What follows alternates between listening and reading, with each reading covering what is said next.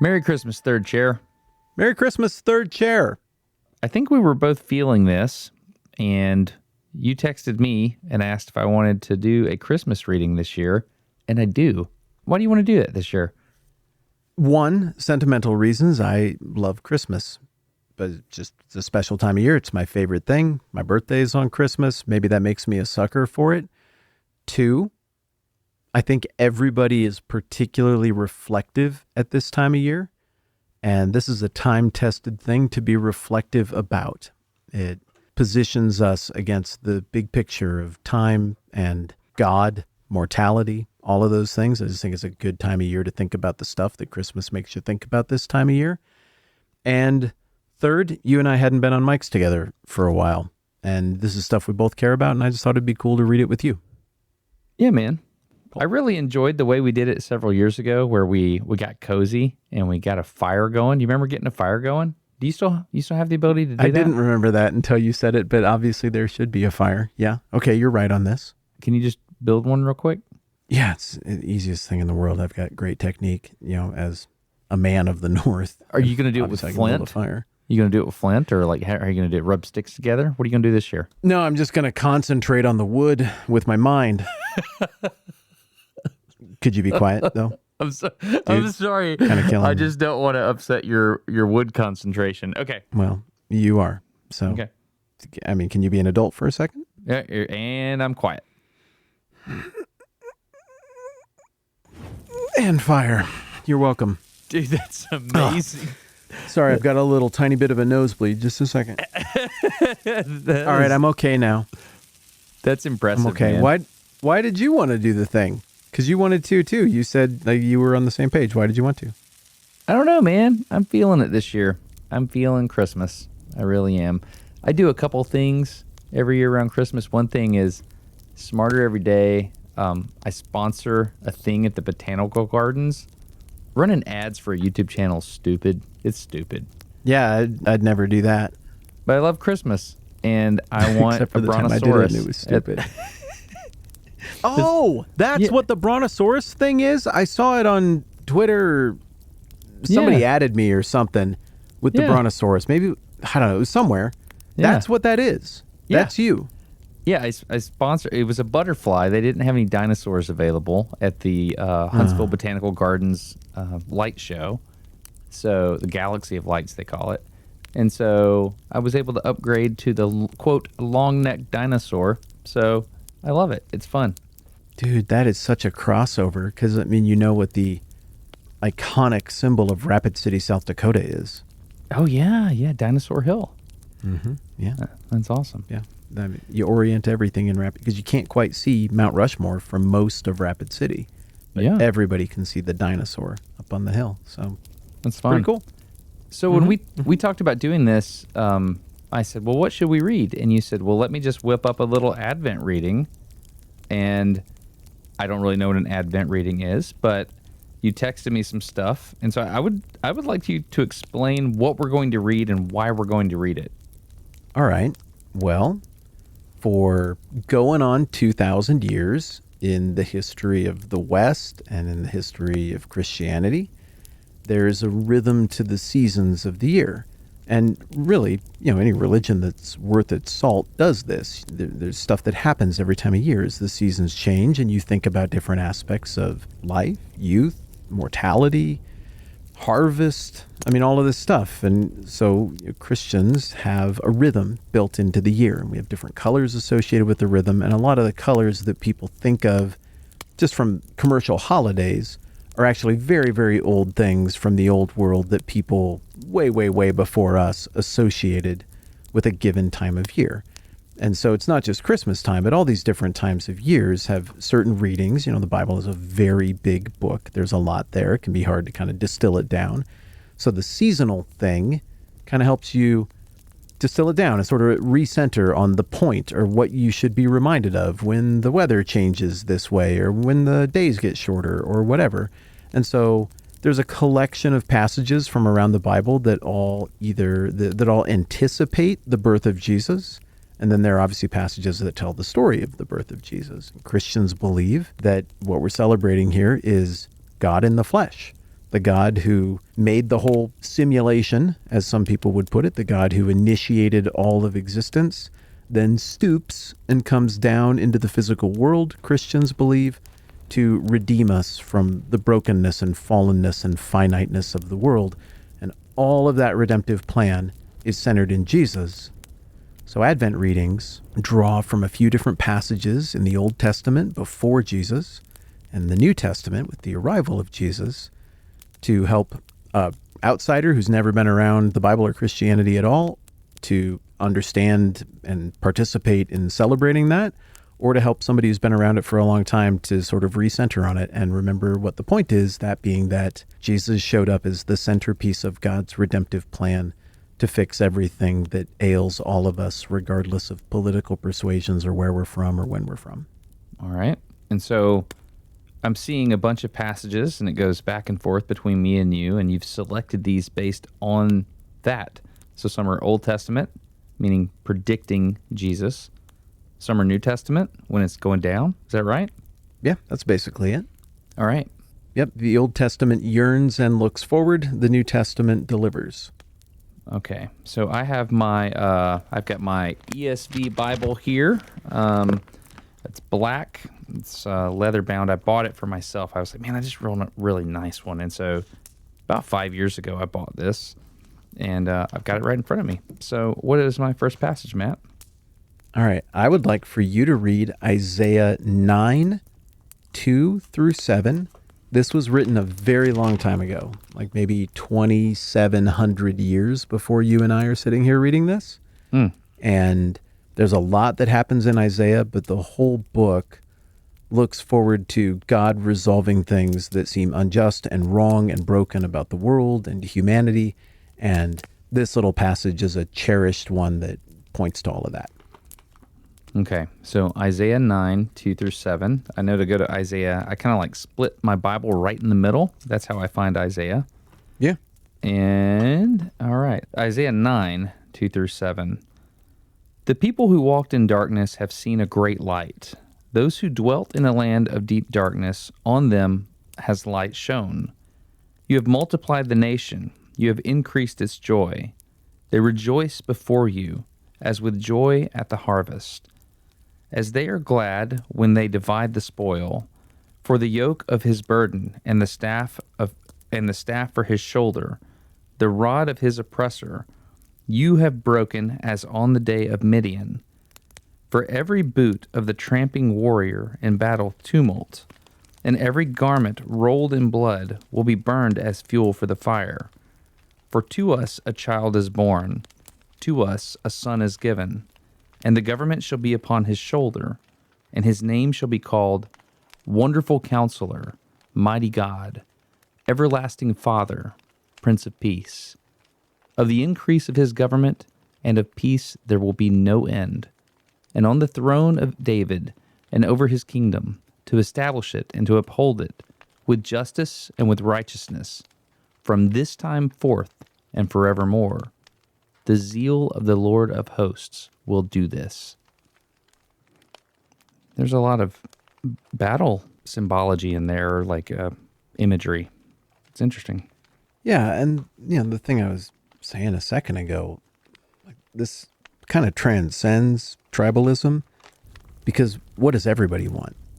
I mean, everybody Peace. of goodwill wants peace. Yeah, they have different ways maybe they want to get there or think it would be best to solve humanity's problems or have peace, but everybody wants it. And it's just this beautiful passage that indicates that people way back then wanted it too. And so, how do you paint a picture for things looking amazing? Well, all the weapons of war being tossed aside or repurposed for peacetime activities. I think it's beautiful. Where are we going now?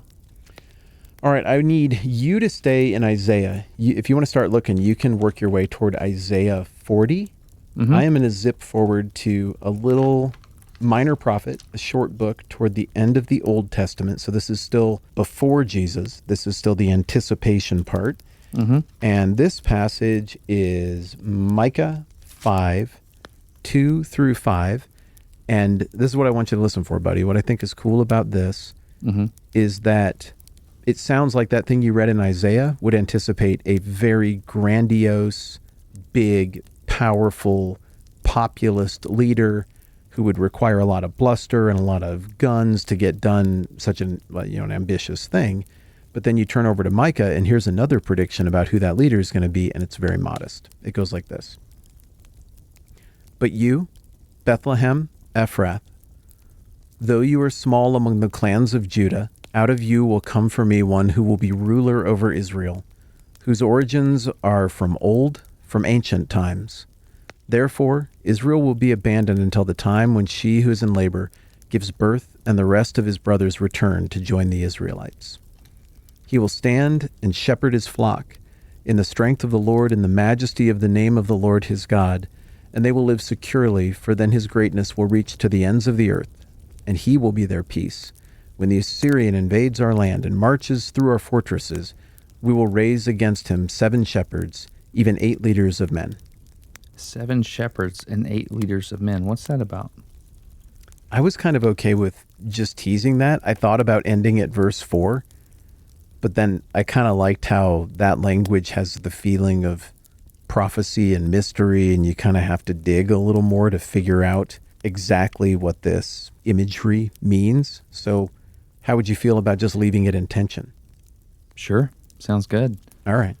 I think it might take more shape as we read a bit more.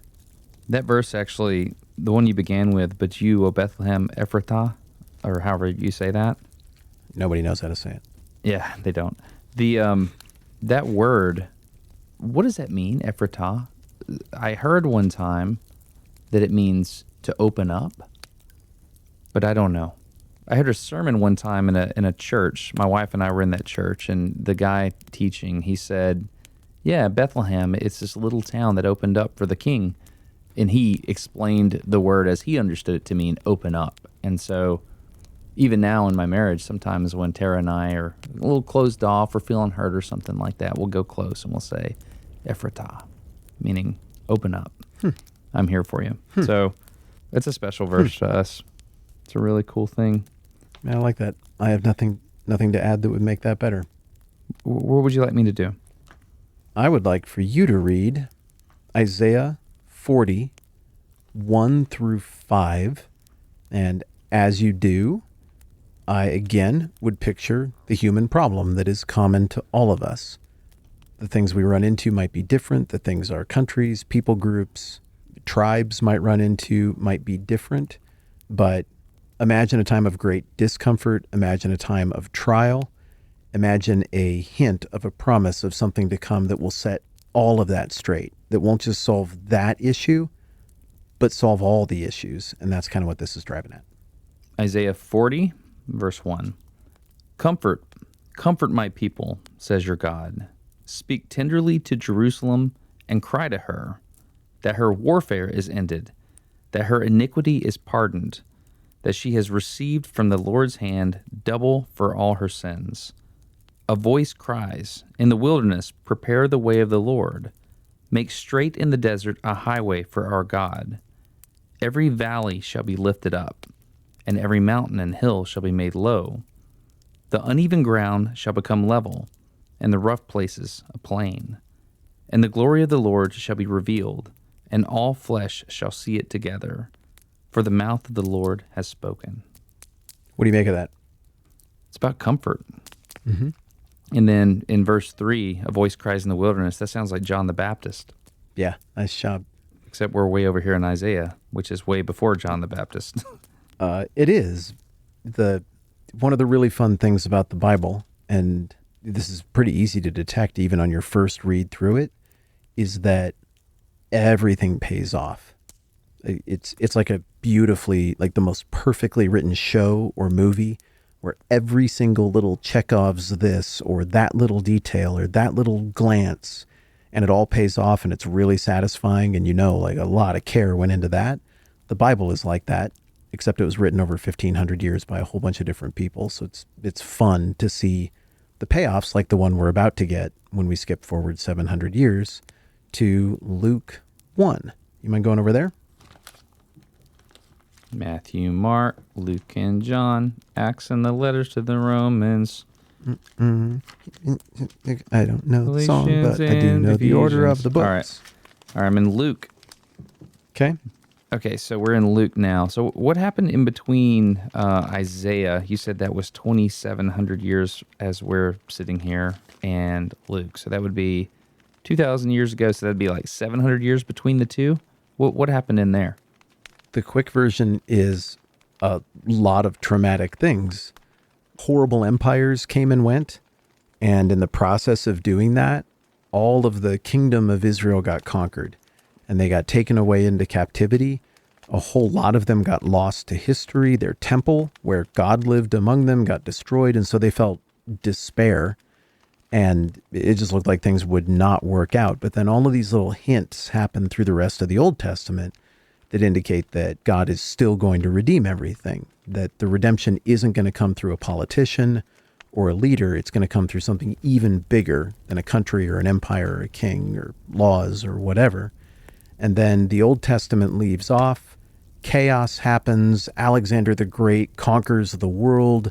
Rome emerges and resubjugates the world. And by the time we turn the page to Luke, it looks like there's no hope for any kind of new independent kingdom to happen in Israel. They're an occupied people by the mighty Romans, but there's a few people who still remember the promises, like the stuff that you just read in Isaiah and that I read in Micah, and they are holding out hope that God will send a Messiah to redeem everything and do all the awesome stuff that you read, who won't be a politician or a king or a kingdom. We've tried that. It doesn't work.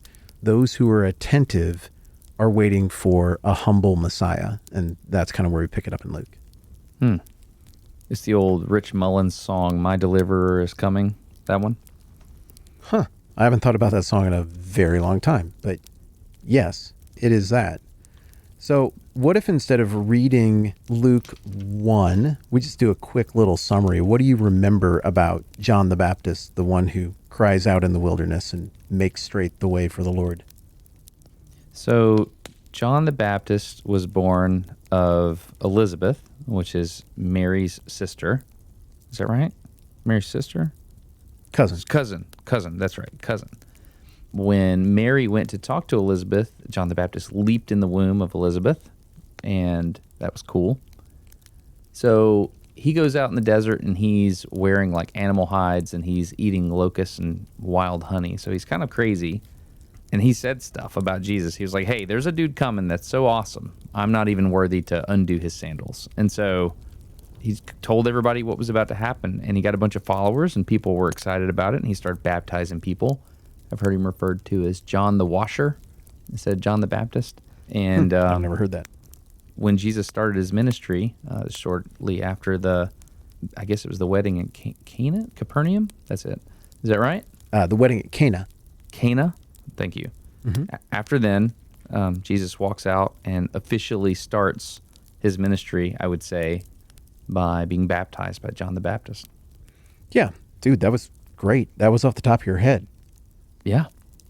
Nice job. You have that on lockdown.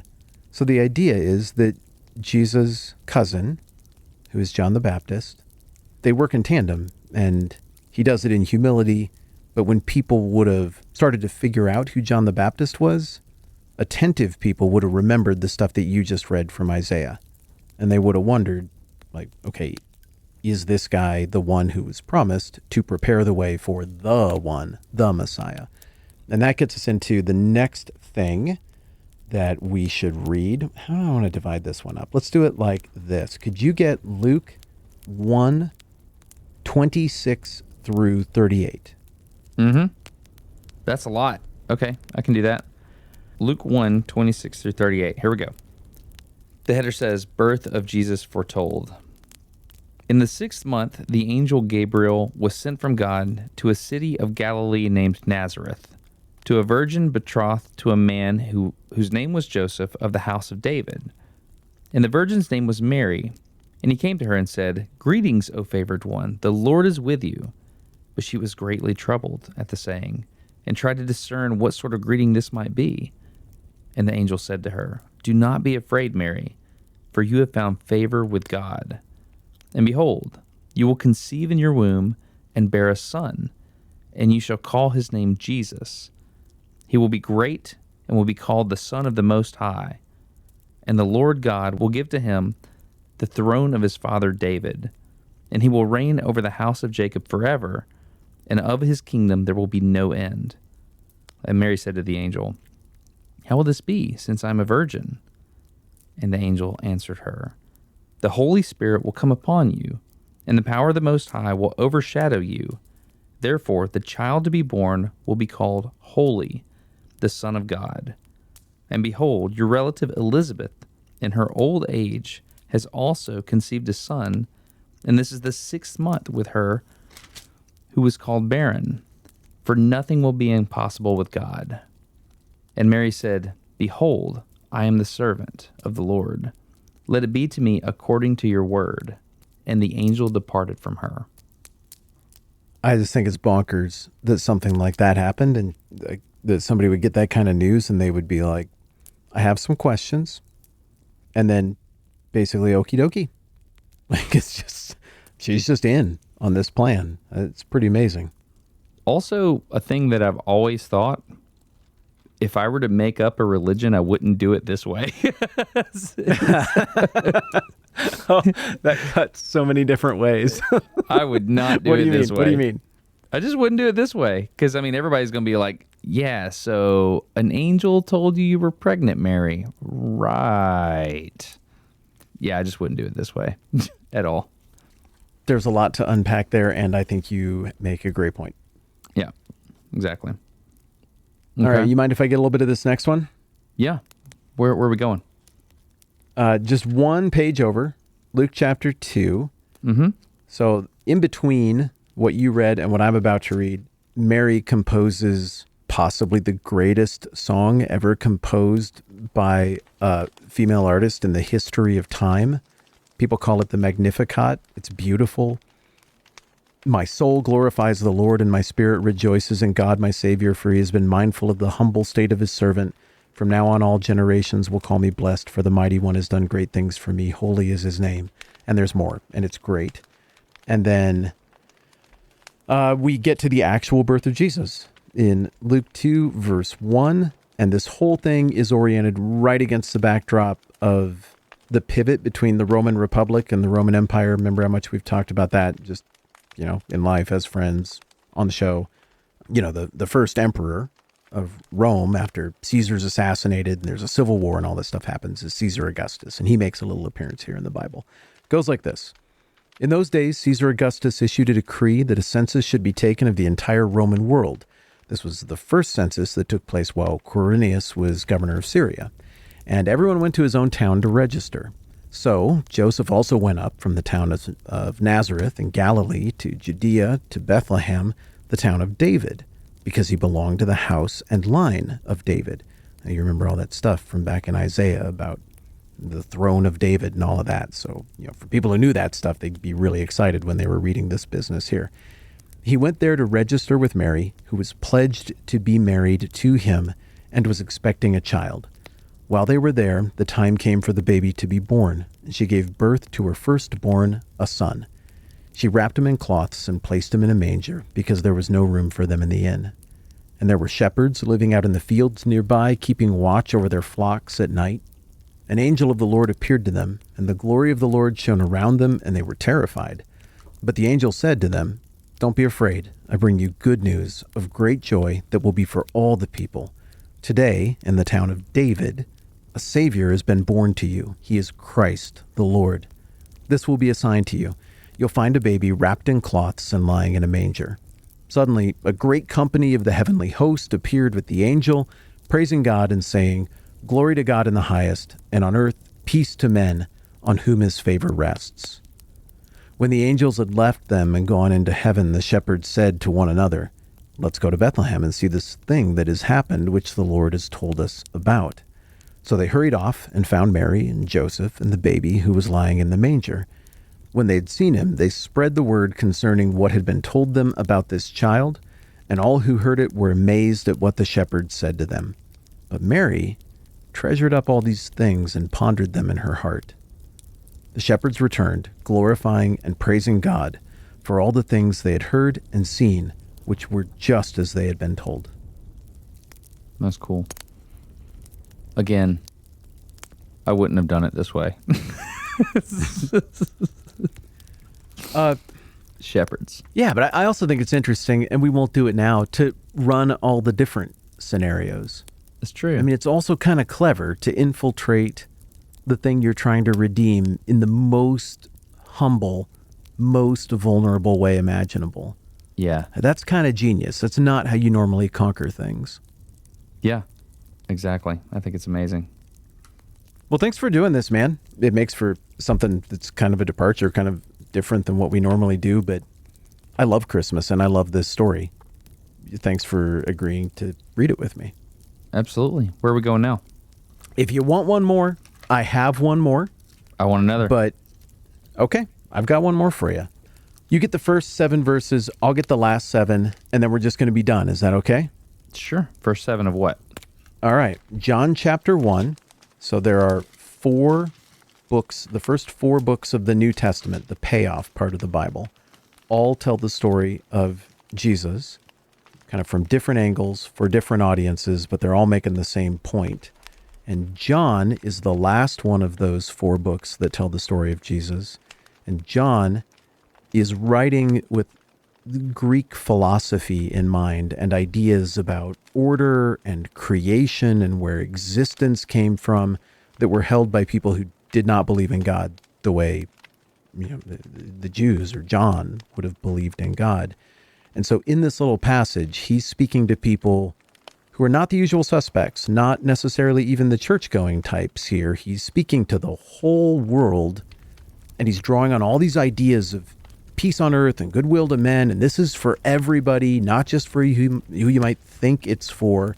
He opens his book declaring this is for everyone, and Jesus is the fulfillment of all of the things that our greatest minds have reasoned to from the order of nature. Jesus is the payoff. Jesus is the light. Jesus is what we've been waiting for. And so he chooses to open his story of the life of Jesus by paying that off with language that would have made sense to everybody. As you read this, you're going to hear the word used a few times. What John is doing there is he's drawing on this Greek philosophical idea of the logos, this ordering force that makes everything make sense, that makes existence happen. And in talking about that, John is saying Jesus is the maker and sustainer of all things. He's connecting these two ideas. So when you hear word, that's what he's talking about. So how about you get John 1, 1 through 7, then I'll get 8 through 14, and then we'll be done.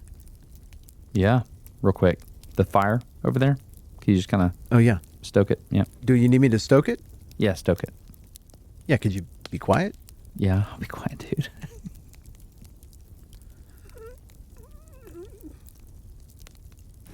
It's done. Okay, thank you. It's so much nicer. All right, so Yeah. I'm reading John I pay a 1. price for that every time. John 1. Can I go through 8?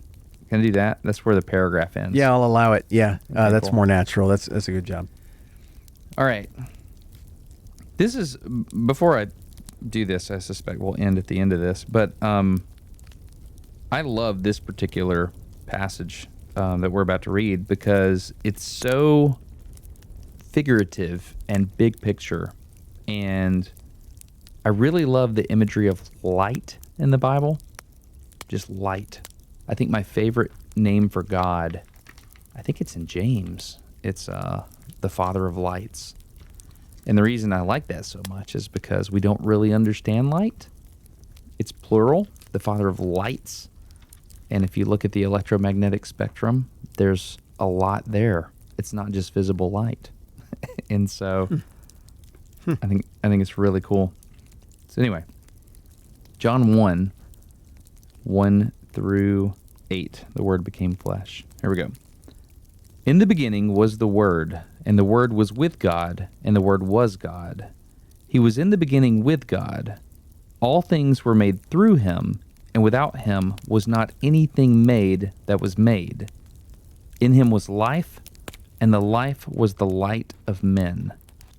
The light shines in the darkness, and the darkness has not overcome it. There was a man sent from God whose name was John. He came as a witness to bear witness about the light, that all might believe through him. He was not the light, but came to bear witness about the light. The true light that gives light to every man was coming into the world. He was in the world, and though the world was made through him, the world didn't recognize him. He came to that which was his own, but his own did not receive him. Yet to all who received him, to those who believed in his name, he gave the right to become children of God, children born not of natural descent, nor of human decision or a husband's will, but born of God. The Word became flesh and made his dwelling among us. We've seen his glory, the glory of the one and only, who came from the Father, full of grace and truth. Merry Christmas, third chair. I say it again. Merry Christmas, third chair. And also Merry Christmas, buddy. Merry Christmas, Matt. That was fun. Agreed.